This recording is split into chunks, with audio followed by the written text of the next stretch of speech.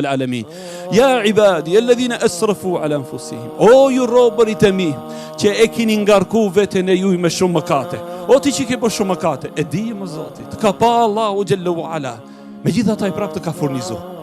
A ke pa ndonjëherë vëllau që ke dalë për një mëkate dhe një gjunahi dhe Allahu ta ka ndalë frymëmarrjen?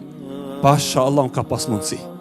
Po s'ta ka ndalë. A ka ndodhur vëllau që në qoftë se me dorën tënde ke bën një mëkat dhe një gjunah, ta ka shtang dorën Allahu? Vallahi ka mundësi që të ta shtangën dorën, por ai s'ta ka shtang. Sa ai xhallahu ala të don. Andaj vllazën tregonte një prej hoxhallarëve i Kuvajtit, thonte për një plakë e cila 99 vjet ka qenë krishtere. Dhe në moshën 99 vjeçare pranoi Islamin dhe në moshën 100 vjeçare ndroi jetë. 99 vjet në kufër dhe në mosbesim. 1 vjet jetoi në Islam dhe Allahu xhallahu ala ja pranoi atë. Dhe e pan pas vdekjes në ëndër dhe i thanë, oj filane, çka bëri Allahu me ty? Tha, më fali me shahadeti la ilaha illallah.